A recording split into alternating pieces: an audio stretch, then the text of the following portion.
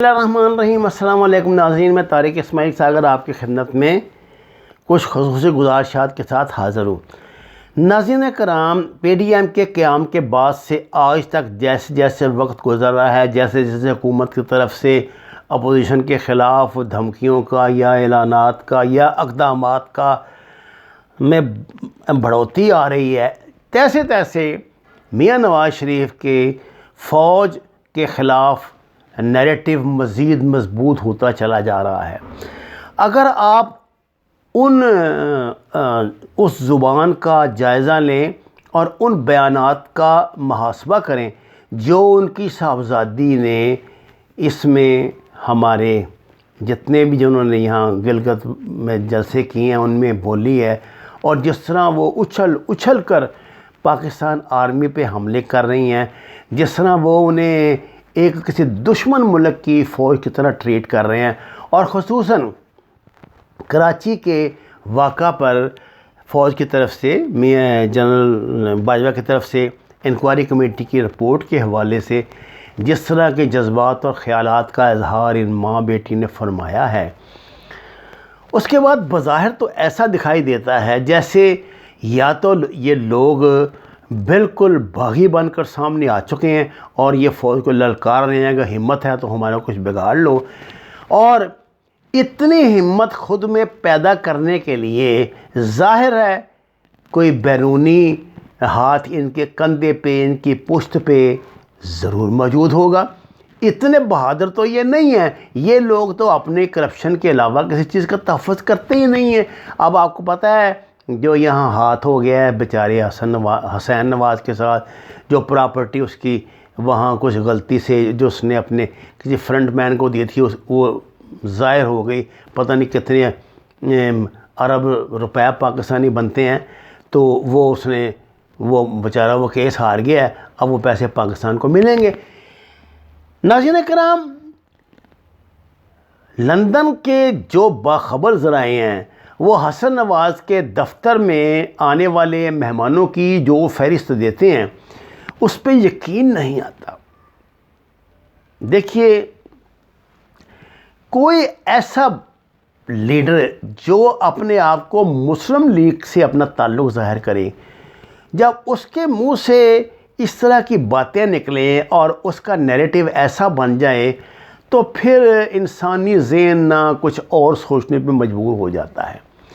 جو ورڈنگ اس نے صدر اعظم نے کی تھی، میرا دل مانتا ہی نہیں تھا کہ یہ بندہ یہ بات کہہ سکتا ہے، لیکن جب ایسی بات کہی جاتی ہے تو اس کے یا کہلائی جاتی ہے تو اس کے پیچھے بڑی مجبوریاں ہوتی ہیں، اس کے پیچھے بڑے پرومسز ہوتے ہیں، اس کے پیچھے ایک بہت بڑی سازش کام کر رہی ہوتی ہے۔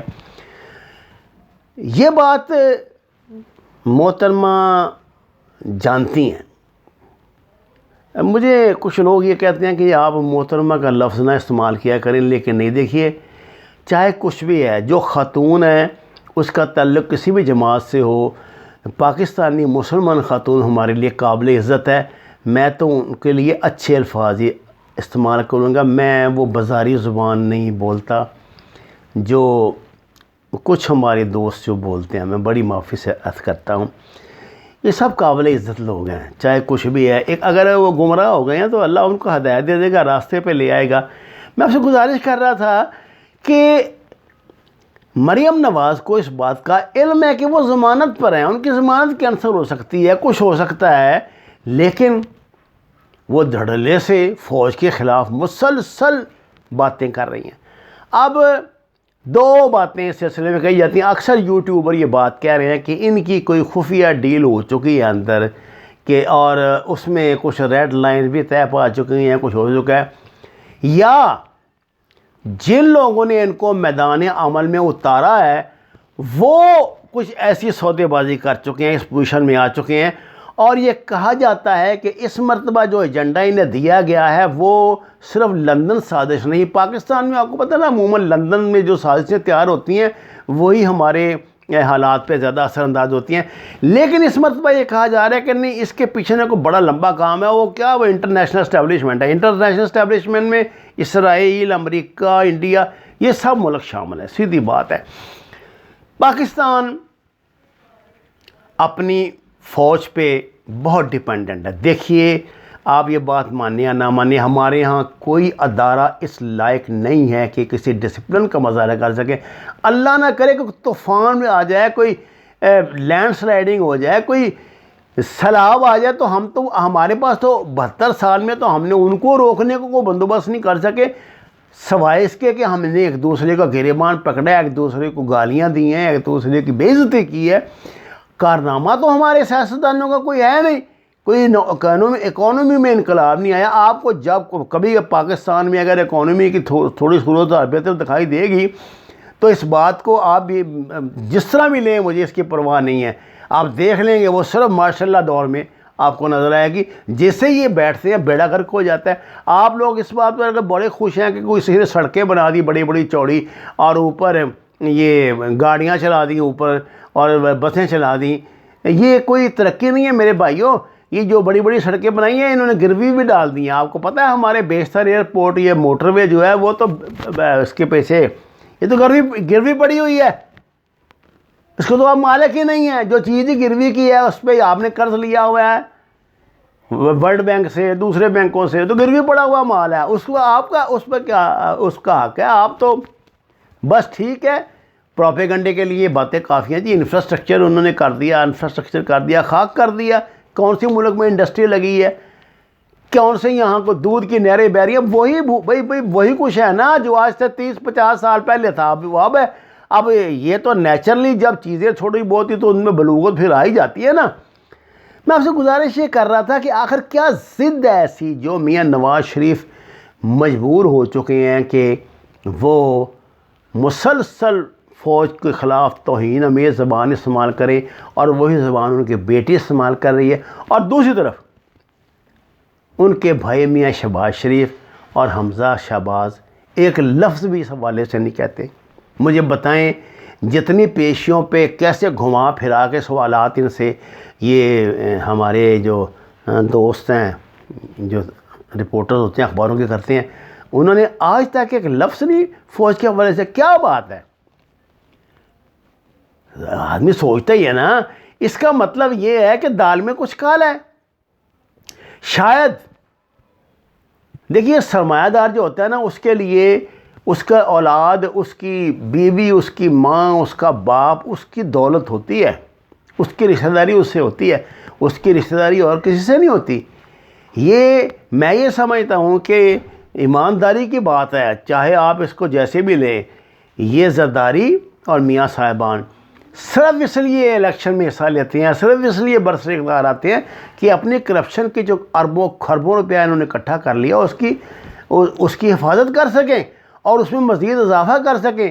اور انہوں نے 1 بائی 1 قریباً ہر اس ڈپارٹمنٹ کو، اس بندے کو اس میں حصے دار بنا لیا جو ان کے لیے کبھی بھی چیلنج بن سکتا تھا۔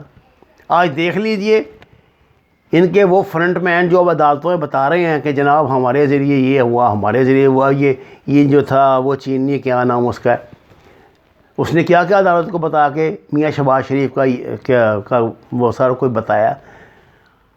اب ایسی باتیں تو نہیں نا کہ یہ اس کے کسی نے، ظاہر ہے اس پہ بڑی سختی ہوئی ہوگی، بڑا مجبور ہوا ہوگا، لیکن اس نے بتا دیا ہے کیونکہ اس کو اتنا تو لائن شیئر تو نہیں نا ملتا۔ لائن شیئر تو یہ لوگ لے جاتے ہیں، ان غریبوں کو تو یہ 10-20-15 لاکھ دے کے تنخواہ دیتے ہوں گے، خود ہی ان کے جعلی اکاؤنٹ کھول کے اربوں کی ہیرا پھیری کرتے ہیں۔ ہم تو یہ سمجھ رہے تھے کہ بھی اب تک یہ لوگ جو کچھ کرتے رہے ہیں وہ اپنی کرپشن بچانے کے لیے کرتے رہے ہیں، لیکن جناب والا معاملات اس سے آگے چلے گئے ہیں۔ دیکھیے بلوچستان بہت سینسٹیو اس وقت، سب سے سینسٹیو جو ہمارا اس وقت ہمارا کیا پوری دنیا میں سب سے سینسٹیو جو اس وقت اسٹریٹجیکل ہمارا پوائنٹ ہے وہ بلوچستان ہے۔ سی پی سی ادھر سے گزر رہی ہے، گلگت بلتستان میں سے گزر رہی ہے، اس لیے ساری گیم ادھر ہو رہی ہے۔ اب پنجاب میں، اب صوبہ KPK میں، ادھر سندھ میں وہ نہیں، وہ روایتی سیاست یہاں ہو رہی ہے۔ اصل انٹرنیشنل جو کھیل رچایا جا رہا ہے نا وہ ان ایریاز میں رچایا جا رہا ہے۔ اور وہاں دیکھیے جنرل قادر، ثناء اللہ زہری، ان لوگوں کی آپ حب الوطنی پہ کوئی سوال اٹھا سکتے ہیں؟ نکل گئے ہیں دونوں۔ اور بڑی شرمناک بات یہ ہے کہ ان کے مقابلے میں میاں صاحب نے کس کو لائے ہیں؟ اختر مینگل کو. ایسے لگتا ہے جیسے انہوں نے اختر مینگل کو ٹھیکے پہ دے دیا، مسلم لیگ وہاں پہ کرائے پہ دے دیا کہ ہمارا جو بیانیہ ہے، جو ہمارا نیریٹیو ہے وہ تم لے کے آگے چلو. اور ان کا بالکل وہی نیریٹیو ہے جو ان قوم پرستوں کا رہا ہے شروع سے، وہی نیریٹیو میاں صاحب نے اپنا لیا. میاں صاحب آپ جو مرضی کر لیں، اگر آپ ان کے منہ سے پنجاب کے حق میں ایک فقرہ بھی نکلوا دیں نا، یا پنجابی کے حق میں ایک فقرہ بھی نکلوا دیں تو ہم آپ کی بات مان لیں گے. یہ بڑے خبیث لوگ ہیں. یہ اس لیے آپ کے ساتھ ہیں کہ انٹرنیشنل اسٹیبلشمنٹ آپ کے پیچھے کھڑی ہے اور وہ اپنے بکرے کا انتظار کر رہے ہیں. ان گدھوں کو کسی نے بتا دیا ہے کہ یہ اس کے تم بادشاہ بن جاؤ گے، یہ دبئی ہے اگلا، اور جناب تم یہاں کے ہوگے حصے دار اور اس لوٹ مار میں حصہ لوگے. لیکن ایسا کبھی نہیں ہوگا.